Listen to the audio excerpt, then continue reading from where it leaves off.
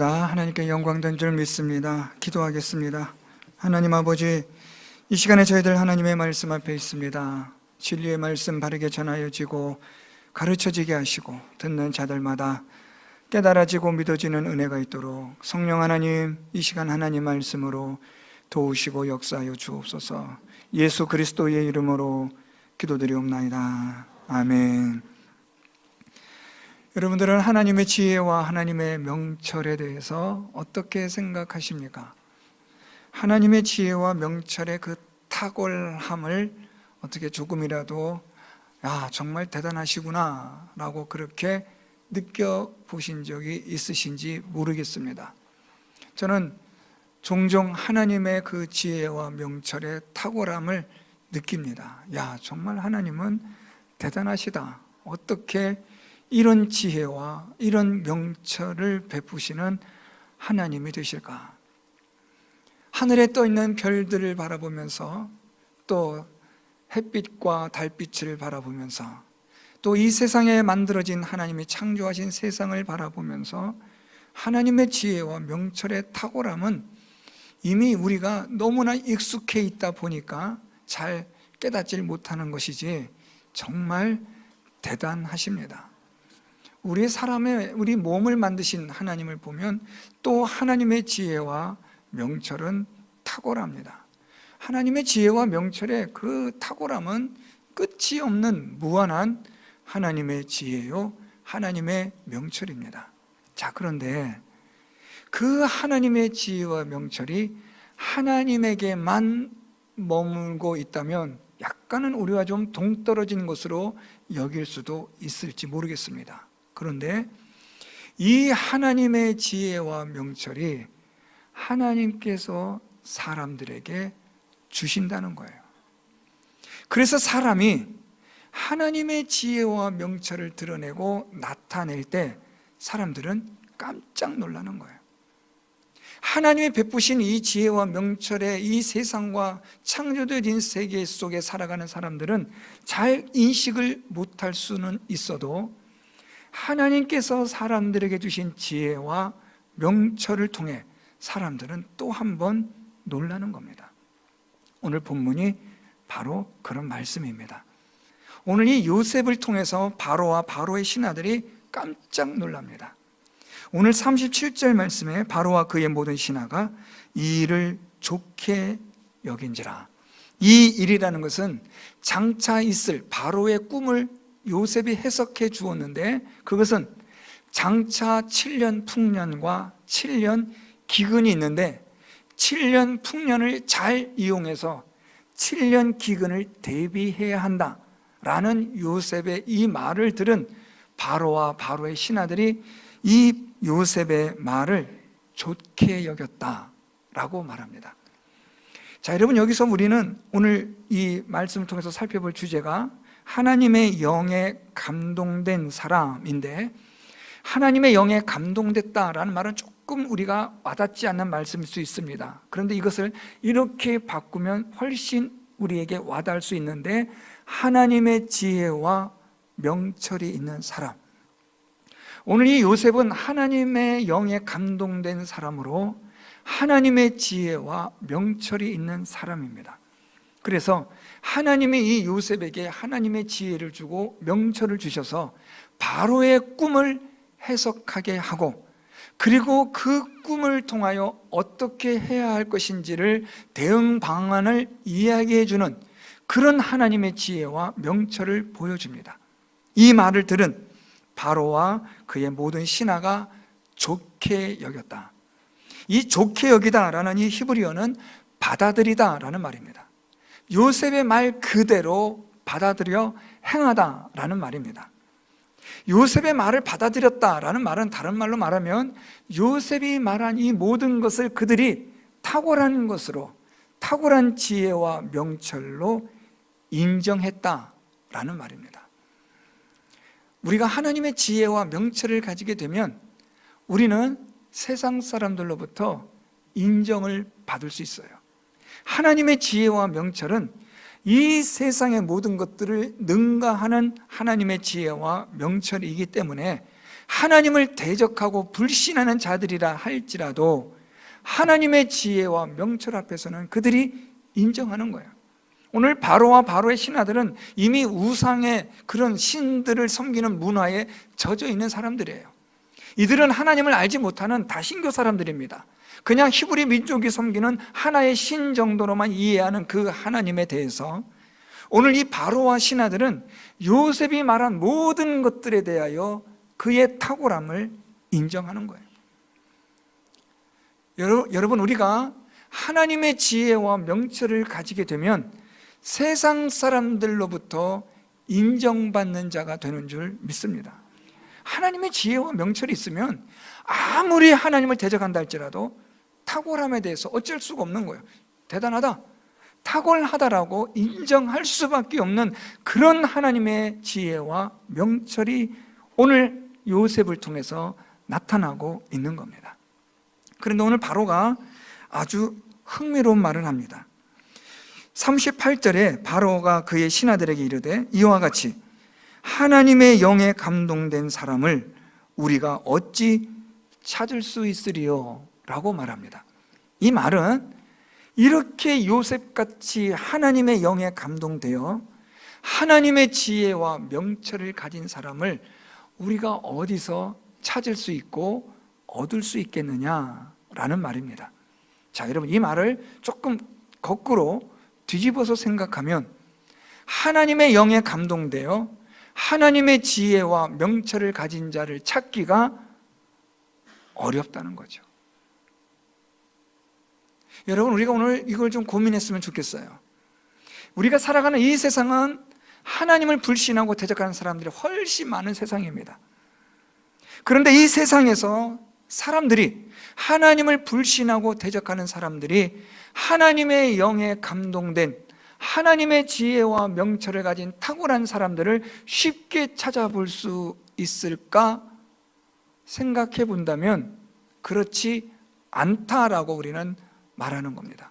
왜냐하면 오늘 이 바로의 이 시대도 그러했으니까요. 오늘 이 시대는 더 악한 시대니까 더 찾을 수가 없겠죠. 여러분, 우리가 한번 잠깐 과거를 생각해 보시면 우리 교회 생활 오래 하셨던 분들, 이 한국의 교회가 새롭게 세워지고 복음이 들어와서 교회를 통해서 말씀이 가르쳐지고 복음이 전파되어지는 우리 초기의 한국 교회를 한번 생각해 보십시오. 그때 당시에 교회의 목사, 교회의 장로 이런 분들은 세상 사람들이 하나님을 믿지 않는 사람들이라 할지라도 존중해 주었어요.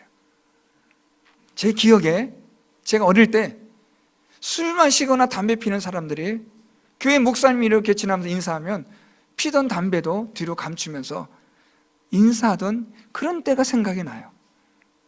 오늘날 우리가 사는 이 시대는 과연 그때와 비교해 봤을 때 교회가, 성도들이 하나님을 믿지 않는 사람들, 교회 밖의 사람들로부터 그런 존중함을 받고 있는가?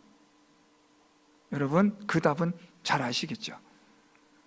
오늘 바로가 한 이 말, 하나님의 영에 감동된 사람을 우리가 어찌 찾을 수 있겠는가? 이 말은 오늘 이 시대의 사람들이 탄식하는 말이기도 해요. 사실 이 말은 이렇게 돼야 돼요. 하나님의 영에 감동된 하나님의 지혜와 명철을 가진 사람들이 많아야 한다는 말을 이야기하고 있는 거죠. 하나님이 살아계신 하나님이라면, 그분이 지혜와 명철의 신이라면 하나님의 지혜와 하나님의 명철을 가진 사람들이 많아야겠죠. 그런데 우리가 사는 이 세상은 전혀 그렇지 않아요. 하나님의 감동된, 하나님의 영에 감동된 사람들이 흔한 세상이 아니라 희귀한, 거의 찾을 수 없는 그런 세상을 우리가 살아가고 있다는 말입니다. 이것이 저와 여러분 우리가 고민해야 될, 걱정해야 될 문제입니다. 우리 이 시대가 지금 이렇다고 한다면 우리 다음 시대는, 우리 젊은이, 우리 지금 청소년, 우리 주일학교 이 아이들의 시대는 교회의 정체성과 성도들의 그 정체성의 그 위기와 심각성은 훨씬 더해질 겁니다. 하나님의 영에 감동된 사람을 이렇게 찾기가 어렵다고 한다면 우리 다음 세대는 이루 말할 수 없는, 말로 닿을 수 없는 심각한 상황이 얼마든지 일어날 수 있다는 말입니다. 오늘 이 요셉을 향해서 바로가 한 이 말은 이 세상 사람들이 어떻게 보면 피조물이 탄식한다라는 바울이 로마서를 통해서 말한 그 내용처럼 탄식의 소리예요. 하나님의 그 영에 감동된 사람들이 이렇게도 없는가? 하나님의 지혜와 하나님의 명철을 가진 사람들이 이렇게 찾을 수가 없는가? 요즘 기업들마다 또는 교회들마다 사람이 없다 그래요. 사람은 있는데 사람이 없다는 아주 역설적인 말들을 하고 있는 이 시대를 살아가고 있습니다. 만일 이 요셉과 같은 사람이 있다면 오늘 이 바로는 이 요셉과 같은 사람을 발견했을 때 이 흥분은 이루 말할 수가 없는 것처럼 이 세상이 아마 그럴 겁니다. 여러분, 바로가 요셉에 대해서 얼마나 흥분하는지 볼까요? 39절 말씀에 요셉에게 이르되 하나님이 이 모든 것을 내게 보이셨으니 너와 같이 명철하고 지혜 있는 자가 없도다. 전 여러분, 바로가 요셉에 대하여 가장 극찬하는 표현이 바로 이거라 생각해요. 너와 같은 자가 없다는 거죠. 지금 하나님이 내게 이 모든 것을 보이셨는데 너와 같이 명철하고 지혜 있는 자가 없도다. 이방인이 지금 히브리 사람이 종으로 노예로 팔려와 감옥에 있다가 이제 막 나와서 바로의 꿈을 설명해주고 해석해주고 한 이 히브리 사람 노예 종을 향해서 이 바로가 지금 무슨 말을 하냐면 너와 같이 명철하고 지혜로운 자가 내가 못 봤다라는 거예요. 하나님의 영에 감동된 이 요셉을 보니까 이 바로가 깜짝 놀란 거예요. 저와 여러분, 우리가 그리스도인으로 하나님을 믿는 사람으로 지혜와 명철의 신이 되신 하나님을 믿는 자로 살아가는데 우리가 이런 말을 듣고 있는가? 야, 어떻게 이렇게 지혜로우시죠? 어떻게 이렇게 명철하죠? 사람들로부터 이렇게 인정받을 수 있는 우리들의 존재감이 있느냐라는 겁니다. 자기 스스로 자기가 지혜롭다 이 얘기가 아닙니다. 사람들로부터 인정받을 만한 지혜와 명철, 감탄하지 않을래야 않을 수 없는 그런 하나님의 지혜와 명철을 가진 사람들이, 성도들이 우리가 사는 이 시대에 과연 얼만큼 있겠느냐라는 안타까운 마음이 드는 겁니다. 오늘 이 바로는요, 이런 요셉에 대해서 아주 파격적인 것을 해주고 있습니다. 우리 40절부터 보면 이 바로가 요셉에 대해서 너는 내 집을 다스리라 말합니다. 그러면서 41절에 애굽 온 땅의 총리가 되게 하노라, 총리로 임명해요. 그리고 나서 42절에 자기의 인장 반지를 빼어 요셉의 손에 끼우고 그에게 세마포 옷을 입히고 금사슬을 목에 걸고 자기에게 있는 버금 수레에 그를 태우매 라고 말해요.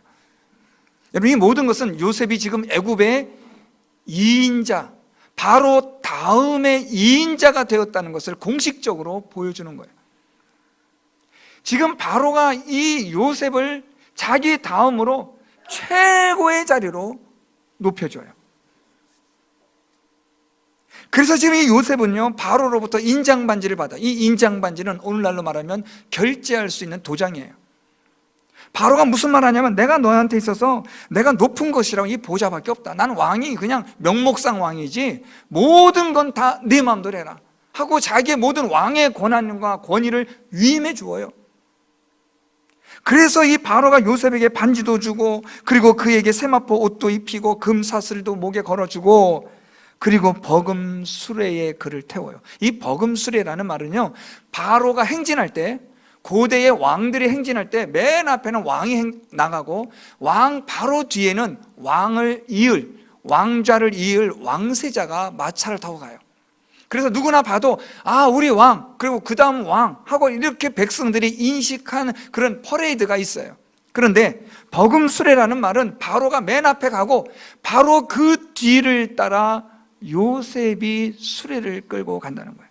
오늘날로 말하면 맨 앞에 지금 이 리무진이 가는데 바로가 탄 리무진이 가요. 그 뒤를 이어서 요셉이 탄 기가 막힌 차가 따라간다는 거예요. 하나님이 이 요셉을 이렇게 높여주셔요. 자, 여러분, 이게 중요한 이야기인데요, 우리가 높아지려고 돈 많이 벌려고 아무리 애를 써도 쉽게 안 돼요. 노력한다고 되는 게 아닙니다. 대물림되어지는, 계속되어지는 이 어떤 악순환의 고리를 우리는 끊을 수가 없어요. 이 고리는 하나님이 끊어주셔야만 끊어지는 겁니다. 오늘 이 요셉이 지금 감옥에서 막 나왔습니다. 그는 종으로 살았던 사람입니다. 그런데 오늘 말씀해 보면 이 바로가 요셉을 자기 다음에 2인자로 세워줍니다. 자, 여기에는 뭐가 있느냐? 요셉이 애굽의 바로의 2인자가 되기 위해서 그가 애쓰고 수고한 게 뭐가 있었을까? 한번 생각해 보세요. 열심히 코피 터지게 공부했습니까? 돈 벌려고 열심히 애를 쓰고 밤낮 밤잠 물리쳐가면서 뜬 눈으로 철회 작업해가면서 돈을 벌었습니까? 땅을 투기하거나 집을 사서 나름대로의 재테크를 했습니까? 아니요. 요셉이 한 것은 아무것도 없었어요. 그는 오히려 억울하고 너무나 분하고 죄의 누명을 쓰고 팔려오기도 하고 감옥에 갇히기도 했던 그것이 요셉의 일생의 전부입니다. 그런 요셉이 어떻게 애굽의 2인자가 될 수 있었느냐? 그것은 하나님이 높여주신 건데 왜 하나님이 요셉을 이렇게 높여주셨느냐? 그에게는 하나님의 영에 감동되는 일이 있었기 때문에 그렇다는 거예요. 다시 정리하면, 여러분, 우리가 이 세상에서 소위 성공하기를 원한다면, 정말 이 세상에서 우리가 높임을 받는 삶을 살기를 원하고 존귀한 삶을 살기를 원한다면 우리는 하나님의 영에 감동된 삶을 살아야 하는 거예요. 돈을 벌려고 열심을 다해서 우리의 인생을 다 거기에 투자하는 게 아니라 하나님의 영에 감동된 삶을 살기 위해서 우리가 열심을 다하는 거예요. 먹고 마시고 하는 모든 일상에 있어서의 중심은 하나님의 영에 감동된 거예요. 이 하나님의 영에 감동됐다는 말을 제가 명철과 지혜가 있는 자로 말씀드렸는데, 자, 여러분, 이걸 조금 더 우리가 바로의 관점에서 한번 볼까요? 바로가 이 요셉을 하나님의 신에, 하나님의 영에 감동되었다고 말한 결정적인 것이 하나가 있어요. 우리 45절 말씀으로 내려오면, 그가 요셉의 이름을 사브낫 바네아라 하고 또 온의 제사장 보디베라의 딸 아스낫을 그에게 주어 아내로 삼게 하니라 라고 말하는데, 자, 여러분, 여기서 바로가 요셉에 대해서 받았던 각인된 아주 강렬한 인상이 하나 있었어요. 그게 뭐냐면 사브낫 바네아라는 거예요. 요셉이라는 이 사람에게 지금 이 바로가 이름을 지어줘요. 그 이름을 지어주는데 그 이름이 사브낫 바네아라고 말하는데, 이 말의 뜻은 그 신이 그 속에서 말한다 라는 뜻이에요. 그가 믿는 하나님이, 그가 믿는 그 신이 그와 함께 있어서 그 속에서 그에게 말하는 사람.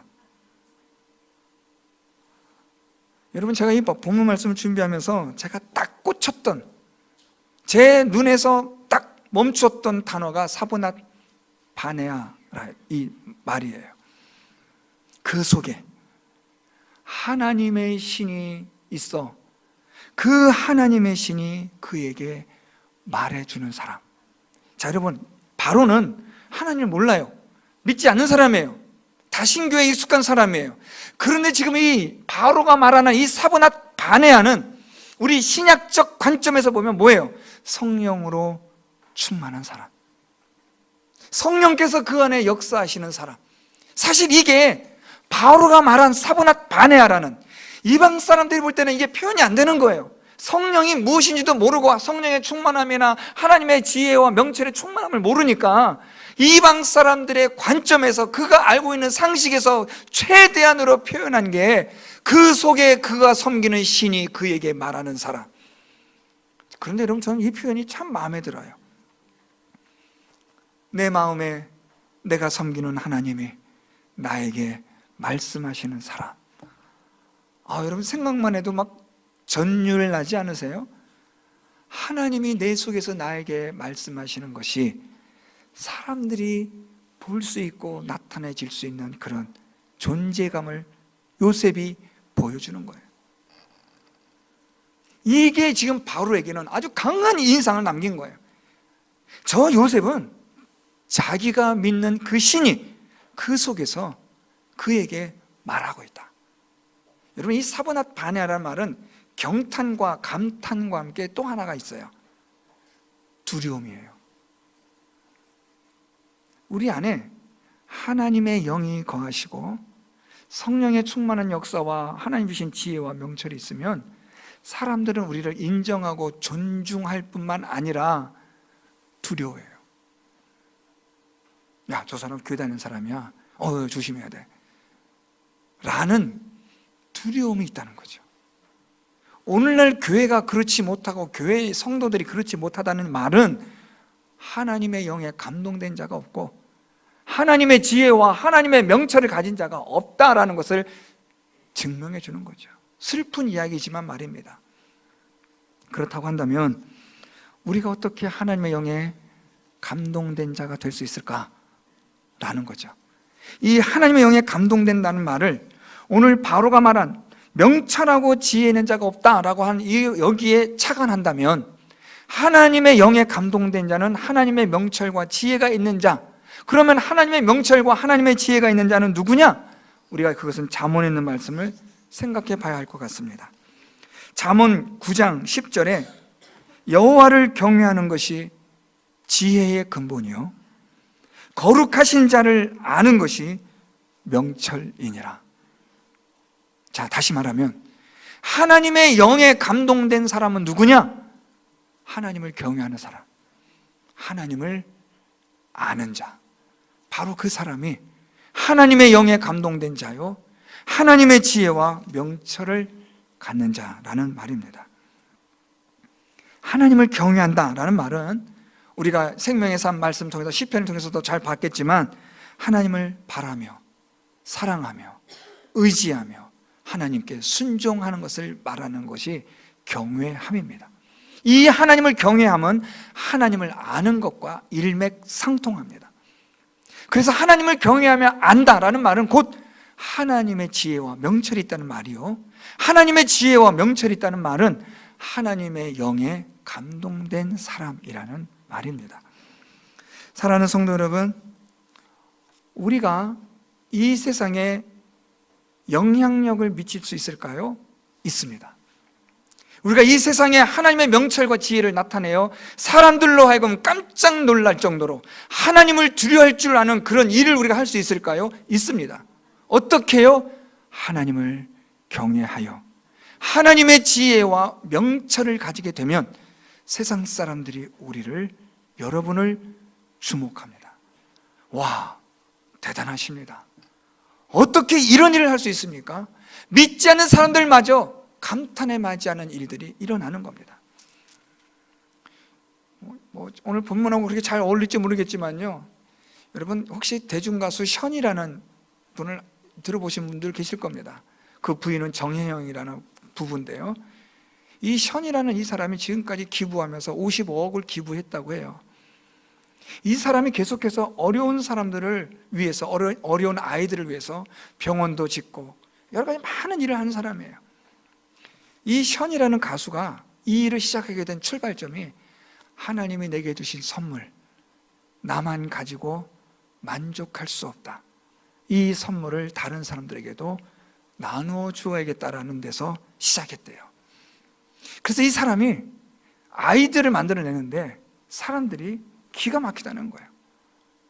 많은 사람들이, 교회를 다니든 다니지 않든 많은 사람들이 이 사람이 하는 일에 기부를 선뜻 해주는 거예요.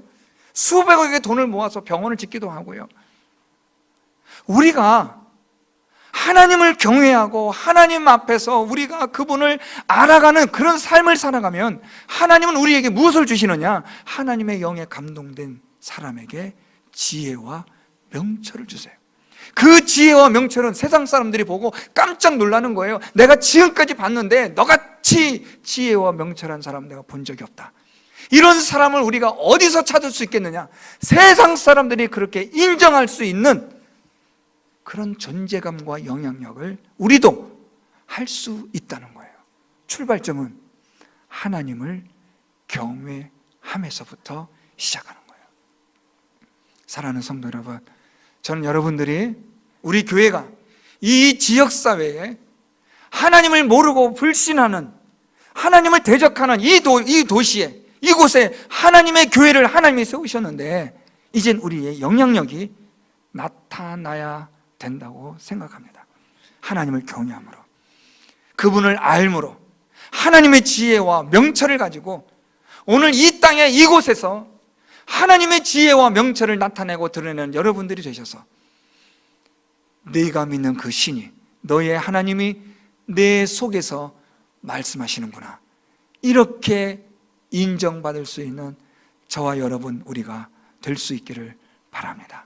사브낫 바네아, 여러분, 하나님의 신이 그 속에서 너에게 말씀하는 사람, 성령께서 충만하게 역사하셔서 하나님의 지혜와 명철을 말씀하여 주는 사람, 그래서 하나님이 여러분들을 이 세상에서 하나님의 놀라운 영향력을 미치게 하고 하나님께서 여러분들을 높여주시는 존귀한 자가 되게 하시는 은혜와 복을 받는 저와 여러분 우리 모두가 될 수 있고 우리 교회가 될 수 있기를 예수 그리스도의 이름으로 축원드립니다.